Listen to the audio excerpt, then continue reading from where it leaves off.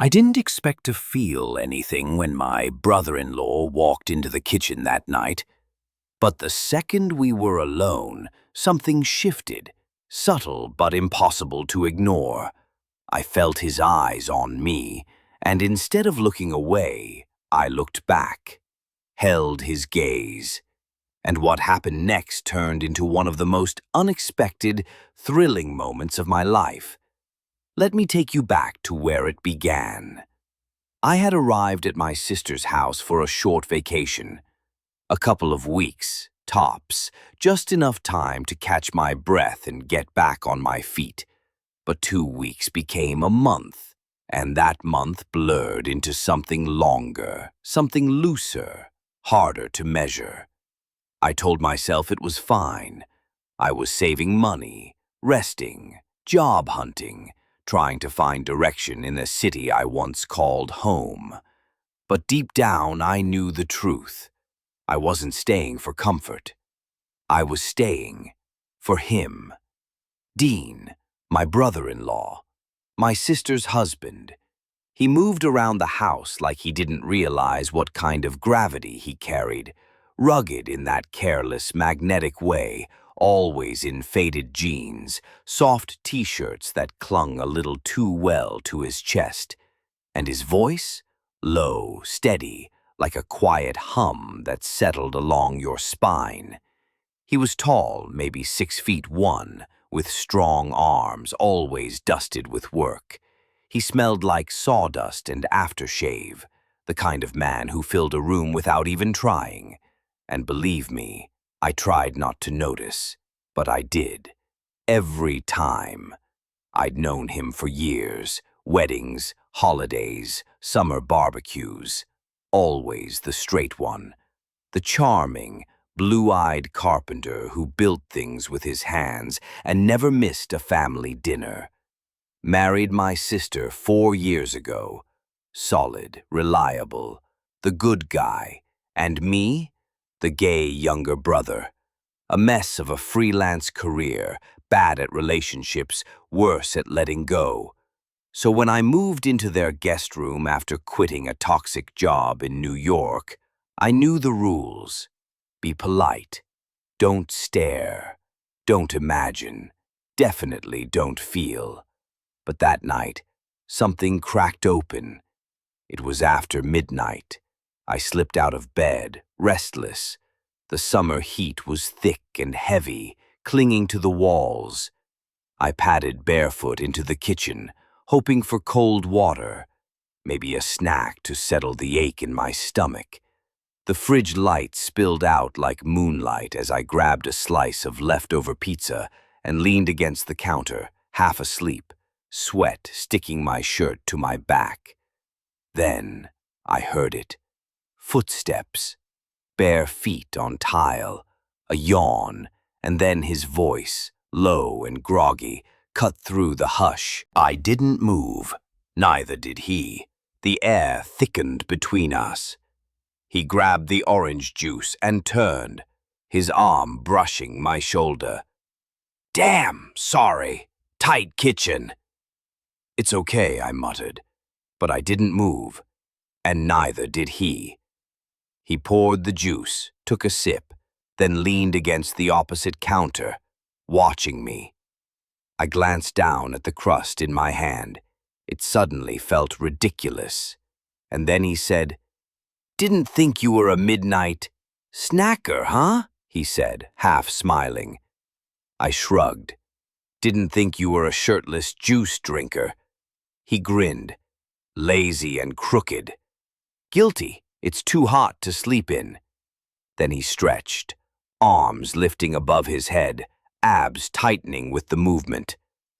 I didn't mean to look, but God, I looked. When our eyes met again, the smirk had faded. He was staring now, direct, quiet, focused. "I could turn on the fan in your room if you want," he offered. His voice, his eyes, everything about him at that moment felt off script, but not in a bad way. "No, it's fine," I said, softer than I meant. "I kind of like the heat." The kitchen suddenly felt smaller. The fridge hummed behind us, the only sound in the room. He stepped closer. Not enough to cross a line, but enough to test it. "You've always been different, you know that?" he said. I blinked. "Different how?" He shrugged. "Just not like everyone else in this family." I snorted. "Is that code for gay?" His grin twitched. "Maybe, but I meant it as a compliment." That caught me off guard. "I didn't know you gave compliments." He stepped in again, closer, only when they're deserved. We were inches apart now, close enough that I could feel the warmth radiating off his bare chest. My pulse was hammering in my throat. "Dean," I breathed. "Yeah." "What are we doing?" He looked at me then, really looked, like he saw everything. Every quiet crush I'd hidden, every secret I'd swallowed, every time I'd smiled through family dinners just to keep the peace. And suddenly, I was back at the beginning. That first night in the kitchen, the moment everything changed. I hadn't expected to feel anything when my brother-in-law walked in, but the second we were alone, something in the air shifted. I saw him watching me, and instead of looking away, I held his gaze. And what happened next became one of the most unforgettable moments of my life. Let me take you back. It started the day I arrived at my sister's house for vacation. I wasn't planning to stay longer than a couple weeks, just always in faded jeans and soft t-shirts that hugged his chest too well, and a voice, deep, low, that felt like a hum against your spine when he spoke. He was tall, maybe 6'1", with strong, work-rough hands and forearms always flecked with sawdust. He smelled faintly of wood and aftershave, the kind of man you couldn't not notice, even if you tried. And believe me, I tried. Smelled faintly of sawdust and aftershave, the kind of man you couldn't help but notice, even if you tried not to. And believe me, I tried. I'd known him for years, weddings, birthdays, barbecues, always the straight one, the charming, friendly, blue-eyed carpenter who never once gave off a signal. Married my sister 4 years ago, solid job, built their deck with his own hands, never missed a family dinner. He was perfect, in the worst possible way. And me? I was the gay younger brother, the one with a shaky freelance career and a habit of falling too hard too fast for the wrong men. So when I moved into their guest room after walking away from a toxic job in New York, I knew the rules. Be polite, don't stare, don't imagine anything. But that night, something shifted. It was past midnight when I slipped out of bed, restless. The summer heat hung heavy in the air, sticking to the walls like damp fabric. I padded barefoot into the kitchen, hoping cold water, or maybe a leftover slice of pizza, could settle the knot in my stomach. The fridge light glowed like a quiet moon in the dark. I leaned against the counter, half asleep, sweat making my shirt cling to my back. Then I heard it. Footsteps, bare feet on cool tile, a soft yawn, and then cutting through the hush. Couldn't sleep either. I turned, startled. There he was, Dean, wearing nothing but flannel pajama pants, chest bare, hair tousled from sleep, and for one sharp, breathless second, I forgot how to breathe. Yeah, too hot," I said quickly, trying not to look at the way his abs shifted when he reached past me for a glass. He opened the fridge, and for a moment we were too close, my back nearly brushing against him. I didn't move. Neither did he. The air thickened. He grabbed a bottle of orange juice and turned, brushing my shoulder with his arm. "Damn. Sorry. Tight kitchen." "It's okay," I muttered. I should have walked away, but I didn't. He poured himself a glass, took a sip, then leaned against the counter across from me, just watching. The pizza crust in my hand suddenly felt ridiculous. "Didn't think you were a midnight snacker," he said, half smiling.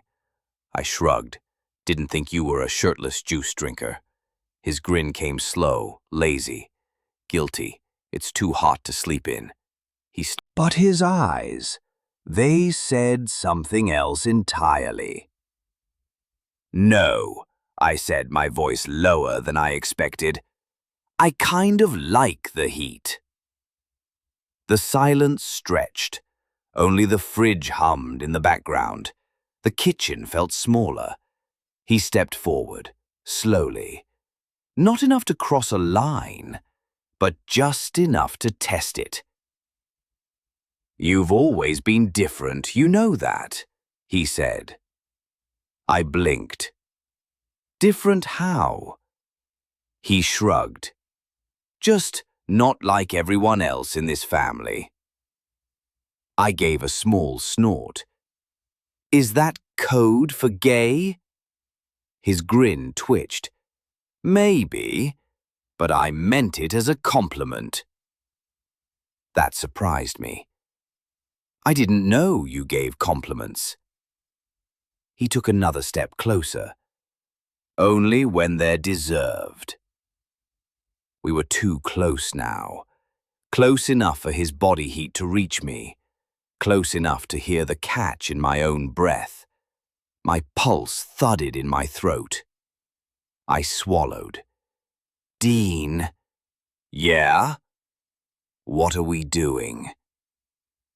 He looked at me then, really looked, like he saw everything. Every quiet crush I'd ever hidden. Every feeling I'd buried. Every time I bit my tongue just to keep peace in the family. He saw everything. Every quiet crush I'd ever had.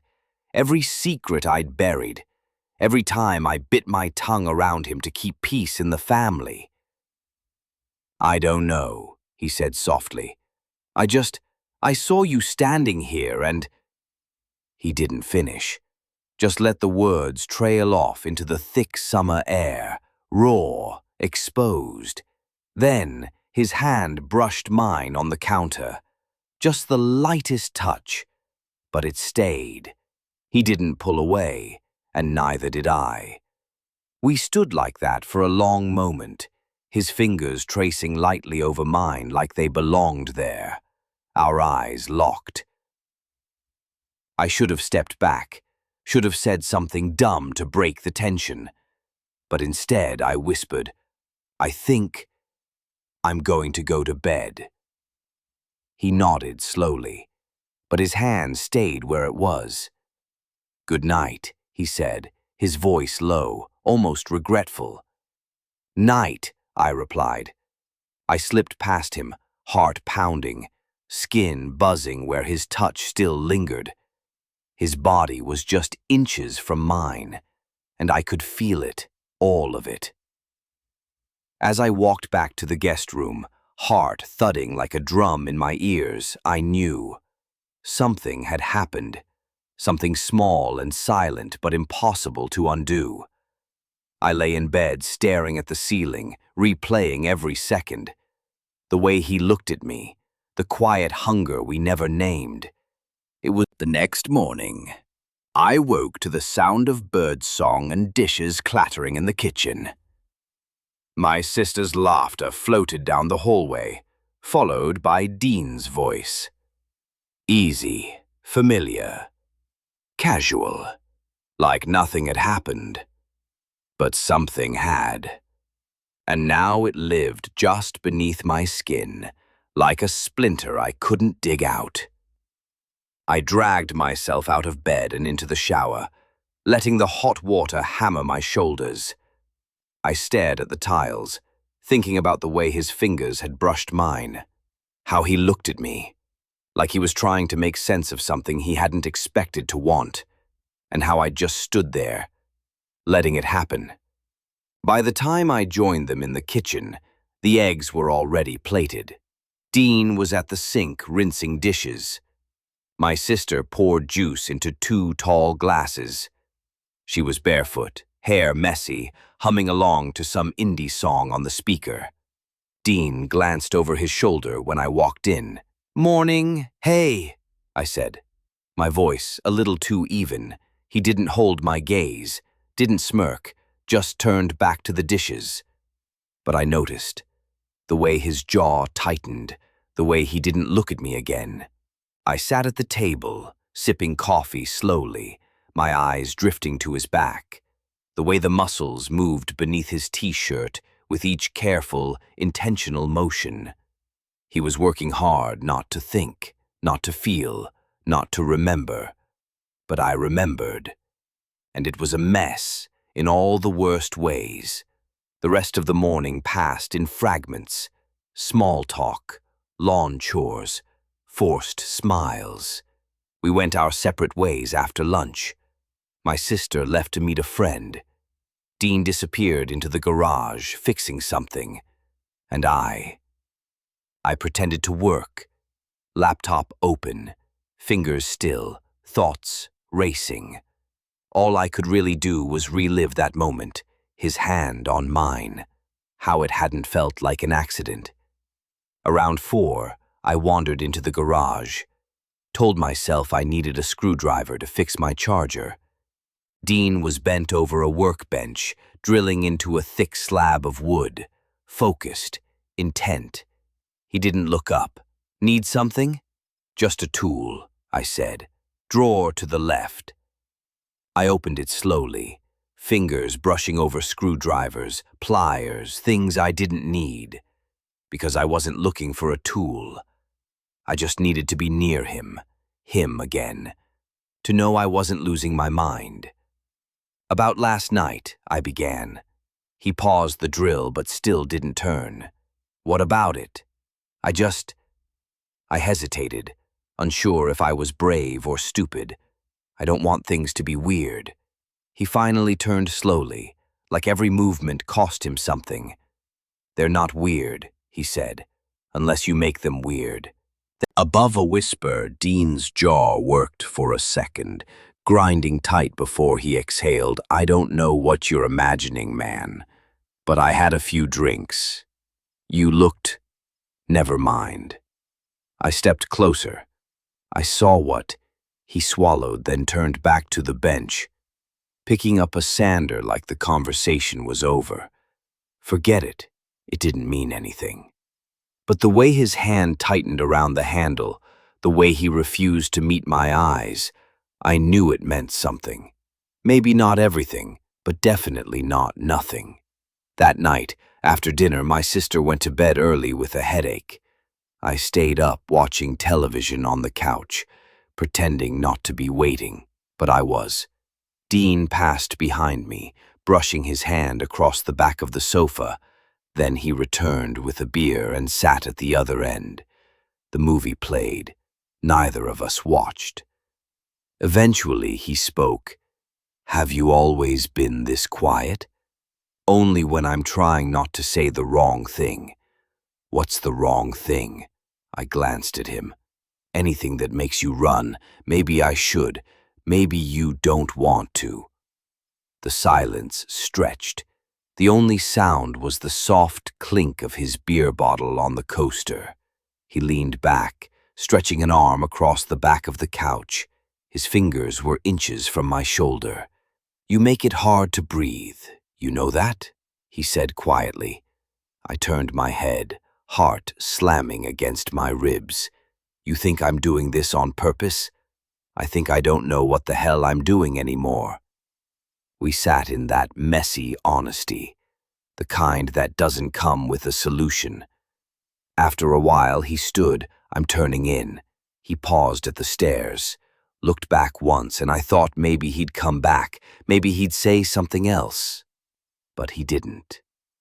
The next few days were a blur of almost everything. Passing each other in the hallway, standing too close in the laundry room. His hand brushed my lower back as he reached for a cabinet.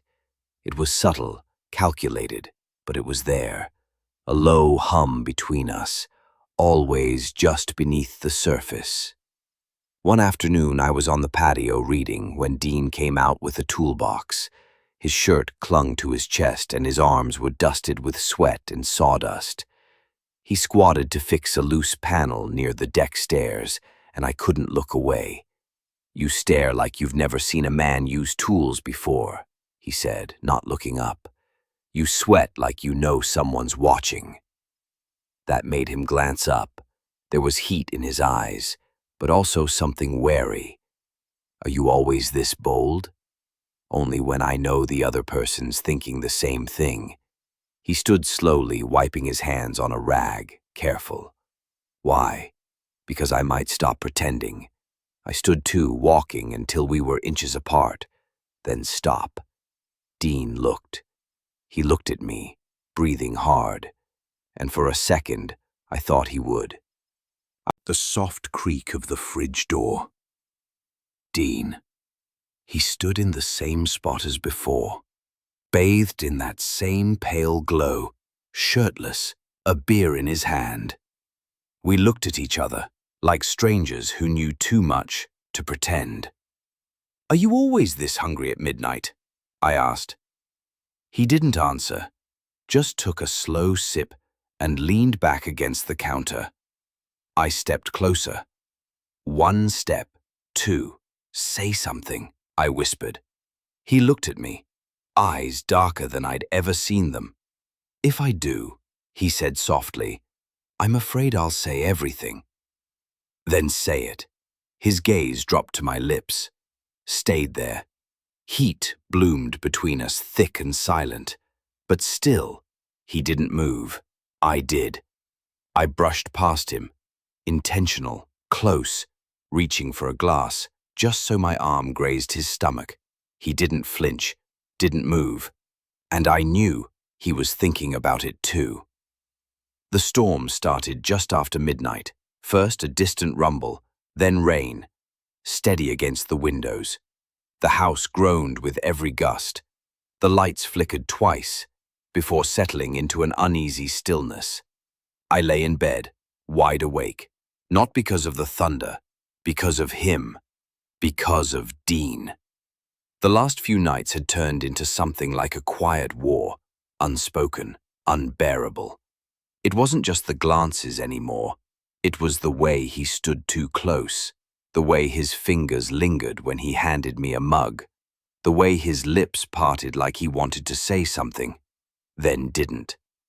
He was peeling me open without touching me, without saying a word, just with silence.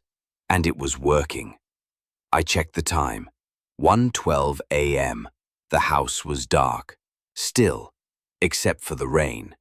And I knew, if I went downstairs, he'd be there, because we both knew what that kitchen had become. I got up, not because I was hungry, not even tired, but because I couldn't fight it anymore. The hallway was dim. I passed my sister's door, no light, no sound. I swallowed hard and padded quietly down the stairs. The kitchen light above the stove was already on, a soft, muted glow that made the space feel intimate, private, like a secret. And there he was. Dean stood with his back to me, leaning over the sink, shirtless again, a glass of water in his hand. He didn't turn. He didn't need to. "I knew you'd come down," he said quietly. My throat tightened. "How?" He shrugged one shoulder, still facing away. "Because I wanted you to." The words hit like a jolt. I stared at him, unsure whether to run. "You should go back to bed," he said, but there was no conviction in it. "Do you want me to?" I asked, not moving. He hesitated, didn't speak. I didn't breathe, didn't blink. And then, Dean crossed the final inch, like every step cost him something. He stopped right in front of me, chest brushing mine, his skin radiating heat. "I've thought about this," he murmured, almost to himself. I swallowed. "For how long?" His eyes searched mine. Too long. Longer than they should have. I could have stopped him. Could have reminded him he was married. That this was a line. one we couldn't uncross. But I didn't, because when he lifted his hand, shaking, hesitant, and cupped my jaw, I leaned into it. His thumb brushed the corner of my mouth. "If you want me to stop, say it now." But I didn't say a thing. And then, his lips were on mine. It wasn't soft, it wasn't sweet. It was years of denial crashing into us in a single breath. His mouth was hot, desperate, tasting of rain and fear and something hungrier than either of us wanted to name. I kissed him back with everything I had, fingers twisting in his hair, chest against chest, our bodies locking together like they'd been made to fit. He groaned into my mouth, deep, low, and backed me against the counter, his hands gripping my waist like he'd finally let himself want what he'd spent so long pushing away. We kissed like we didn't have a choice, like something bigger than us had pulled us together and refused to let go. I felt his hips press against mine, hard, urgent, felt the tremble in his muscles when my hands moved across his chest, down his stomach, touching places I'd memorized in stolen glances and sleepless nights. He tasted like water and heat, like something forbidden and permanent. We broke for air, gasping, our foreheads pressed together. "Tell me to stop," he whispered again, but his hands never left me. I shook my head, pulling him back to me. He lifted me onto the counter in silence, stepping between my legs, his lips trailing fire down my neck. I arched into him, hands gripping his shoulders, and for a few fleeting minutes, the world outside that kitchen ceased to exist. The storm howled beyond the windows, but all we heard was each other. Breath, heartbeat, soft gasps, stifled moans. It didn't go all the way. Not that night. Yes, clothes shifted. Yes, skin met skin. His hand slid under my shirt. Mine slipped inside the waistband of his pants.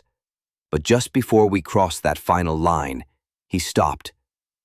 "I want to," he breathed, his voice wrecked. "God, I want to." Though I wasn't sure if it was for my hands, my lips, or the guilt. He stood there a moment longer, like he didn't want to leave, but eventually he turned and disappeared into the dark hallway. I stayed on the counter, legs trembling, breath unsteady. I didn't move until the rain began to fade. When I finally slid down and made my way upstairs, the hallway felt longer, quieter. I passed my sister's door, still shut, still dark. And I hated myself a little more for it.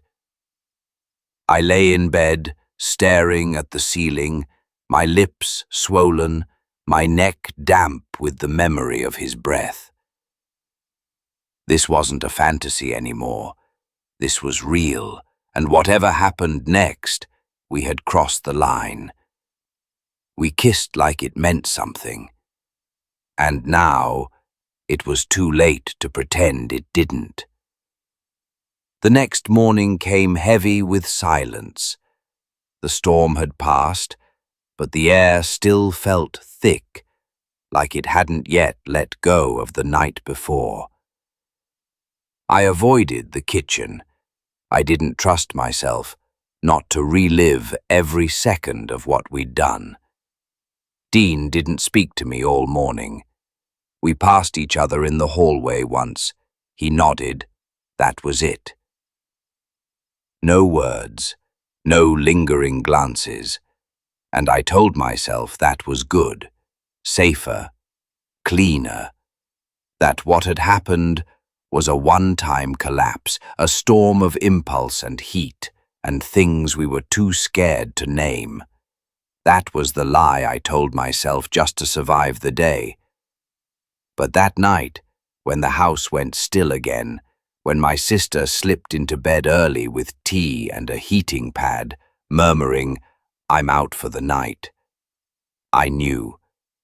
Dean stayed downstairs. I stayed upstairs, but not for long, because the moment the clock hit midnight, I heard it, the fridge door creaking open. I moved without thinking, and when I reached the kitchen, he was already waiting. No words, no small talk, just the dim glow from the stove light and the heat between us, rising, sharp, fast. Dean stepped forward first. His eyes were dark, jaw clenched, like this had been building in him all day, maybe for days, maybe longer. "You're not going to stop me this time," he said, voice rough. "I don't want you to." And that was it. He grabbed me with both hands, pulling me in like he couldn't get close enough, like he'd waited too long to be gentle. Our mouths crashed together, hard, hot, teeth knocking before the kiss melted into something deeper. Waistband of his sweatpants, and he hissed when I touched him. "This isn't supposed to happen," he murmured, even as he kissed me harder. "I know it's not." "Then stop," I whispered, knowing he wouldn't, and he didn't. We moved like we'd been doing this for years, like our bodies already knew each other. He laid me back on the table, his breath ragged against my ear. The table was cold against my spine, but every inch of me burned.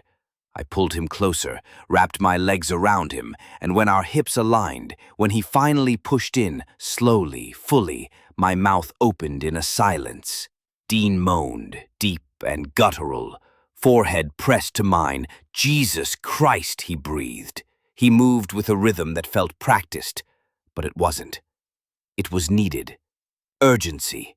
A slow, aching climb that made my fingers claw at his back, made my throat tighten around every cry. The kitchen was filled with sounds. We couldn't take back skin against skin, low curses, the thud of the table legs shifting under our weight. We didn't rush it. It wasn't fast or rough.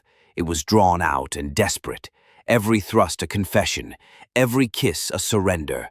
His hand gripped mine above my head, our fingers laced, and I couldn't stop looking at him, at his eyes blown wide and wild, the way his mouth stayed parted like he couldn't believe what he was doing. And still, he didn't stop. He leaned down, whispered, "You feel like home." And I almost lost it right there. I didn't say anything back. I couldn't. My voice was gone, only breath remained and movement. And when it ended, when we finally collapsed together, soaked in sweat, hearts hammering against each other like fists on a locked door, we didn't speak. We just lay there, tangled in silence. Eventually, he pulled out, gently pressing one last kiss to my jaw before stepping back. I sat up slowly, still on the edge of the table, still trying to figure out if this had really happened, if we'd really gone that far, if there was any way back from it. Dean grabbed a dish towel and handed it to me again. It was almost comical, like this was becoming our routine. "You okay?" he asked. I looked at him, hair a mess, skin flushed, lips red. "I think that's the wrong question," I said. "Are you okay?" He hesitated. "I don't know." I stood and pulled my shirt back on, and we just stood there, facing each other like we were waiting for the other to decide what came next. But there was no next. Not yet. I moved to the sink and poured myself a glass of water. He watched me the whole time. "You're not going to say it was a mistake again?" I asked quietly. He shook his head. "Number?" I turned to him. "Then what was it?" Dean didn't answer. He stepped forward, pressed his forehead to mine, and just breathed with me for a moment. "It was real," he said finally, "and that's what scares the hell out of me." He kissed me. "Taken fire. People line have huge job, 1-200 in truce. If you want to rin for by taking that back to your people, you present, you my child. And being you line we destroyed tonight, it couldn't be undone. It wasn't just lust. It wasn't just loneliness, it was him. And I wasn't ready to give that up. I fell asleep with the scent of him still on my skin, and when I woke, the kitchen felt haunted, like it remembered everything we'd done, even if he tried to forget. The morning after was quiet. Too quiet. The kind of quiet that doesn't just sit in the room. It presses against it, stretches out between people, like invisible thread straining with tension. I came downstairs to find Dean already dressed, shaven, coffee made. His back was to me, as usual, and from a distance he looked exactly the same. But I wasn't the same, and neither was the kitchen the same. Tile under my feet, the same countertop beside me, but it was all soaked in memory now, in heat and sweat and the sound of our skin meeting in the dark. I stood in the doorway, watching him pour a second cup of coffee like he hadn't had me spread out on this table just hours ago. "Morning," I said, because I didn't know what else to say. He turned slightly, offering a tight smile. Hey, that was it. No touch, no glance that lingered, just a mug handed to me with the steadiness of someone pretending nothing had happened. "Sleep okay?" he asked, and I almost laughed at the absurdity. Not really. He nodded like he understood, even though he refused to meet my eyes, and I hated it. I hated how easily he could pretend, how well practiced he seemed in this game of selective memory. We sat at the table across from each other, coffee in hand, silence thick between us. The very table where he had kissed every inch of my skin, where he whispered things into my ear that still echoed through my chest, and now he couldn't even look at me. Was it that bad? I finally asked, voice low.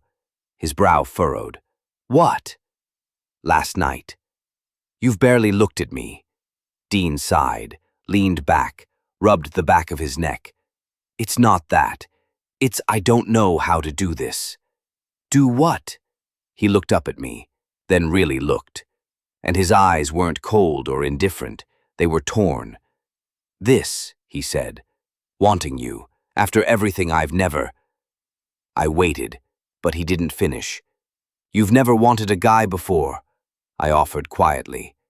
He nodded once. Except you have. At least one. That doesn't make it easier? No, I agreed. But it makes it real. He looked away again, jaw tight. It was real. That's the problem. The front door opened just then, my sister's voice cutting through the kitchen as she returned from her morning walk. Dean stood up fast, almost knocking over his chair. I stayed seated, watching him disappear down the hallway. I stayed upstairs. I couldn't go back into the kitchen. Not yet. I lay in bed staring at the ceiling fan, wondering if he was doing the same just down the hall, wondering if the memory of me was driving him insane. The way his mouth still haunted me. When I heard a soft knock on my door, I sat up fast. It wasn't Dean. It was my sister. She poked her head in, holding a laundry basket. Hey, you okay? You've been off today. I forced a smile, just tired. She stepped inside, set the basket down. I know staying here isn't exactly thrilling, but we're happy to have you, Dean said. You two have been getting along well. My stomach twisted. Yeah, we've been fine. She gave me a look. Just don't disappear on us, okay? I know things haven't been easy for you. I'm not disappearing, I said, but the lie stung. She left with a kiss on my cheek and the door creaked closed behind her. I waited another hour before I crept downstairs. The lights were off again. The kitchen was empty. I poured myself a drink, something stronger than coffee, and leaned against the same counter where Dean had once kissed me so hard I forgot how to breathe. But tonight, he didn't come. No footsteps, no fridge door, no whispered confessions, just me and the silence. And I hated that. I missed him. The next day, Dean barely spoke to me again, but he watched me. When he thought I wasn't looking. at breakfast. While I stood in the garden, while I helped my sister prep dinner, he watched. And when I finally caught his gaze, I didn't look away. Not anymore. Later that night, after my sister had gone to bed, I found him in the garage. The door was open. A single light flickered above his workbench.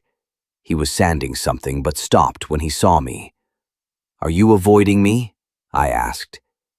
"No," he said too quickly. "Then what the hell is this?" He wiped his hands on a rag, jaw clenched. "This is me trying not to blow up my entire life." "You already did," I said. "You just don't want to admit it." Dean exhaled hard, setting the rag down. "I don't know what you want me to say. I want the truth." He stared at me. "Fine. I think about you every damn second. I dream about him. Every night. I replay everything we did, like it's the only thing that still makes sense. But I don't know what to do with it, with any of it." I stepped closer. "You don't have to do anything," I said. "But don't pretend it didn't happen." My voice caught. Don't pretend I didn't happen. He looked like he wanted to reach for me, but he didn't. Instead, he said, "If I let myself want you again, I won't be able to stop." "Then don't," I whispered. His eyes dropped to my lips again. That same look, that same heat, but he shook his head. He didn't follow. The next morning, I packed my things. My sister was still asleep. Dean stood by the living room window, arms crossed, watching the sunrise. I stopped behind him. "I need to go." He turned slowly. I figured. We stood just inches apart, both of us frozen, like moving too close might collapse the little strength we had left. "I'm not leaving because of what we did," I said quietly. "I'm leaving because of what I didn't do."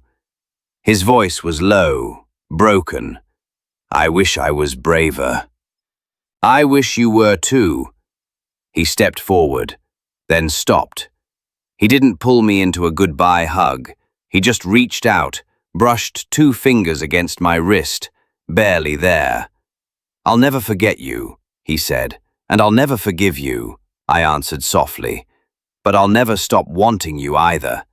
I walked out with my bag over my shoulder, heart aching, body still haunted by him. Now the silence between us feels too full, too loud, and yet, I know it's only the beginning. Tomorrow, my sister will call. She'll ask why I left so suddenly, and I'll have to lie, I'll have to smile, pretend I needed space, pretend the air in that house didn't still smell like him. Could I really do that? Could I sit across from him at some family dinner, act like his hands hadn't memorized every inch of me, like his mouth wasn't still etched into my skin? I don't know. And the worst part is, I'm not even sure I want to look away. Because as wrong as it was, a part of me still wants him to walk into that kitchen again, to ruin me again. This was supposed to be the end, but deep down, we both know it isn't. Some lines, once crossed, don't get redrawn. They fade, they blur, until you can't remember who you were before. And if you know what a man's supposed to do after that, I'm all ears, because I've been replaying it over and over, and I still don't have the answer.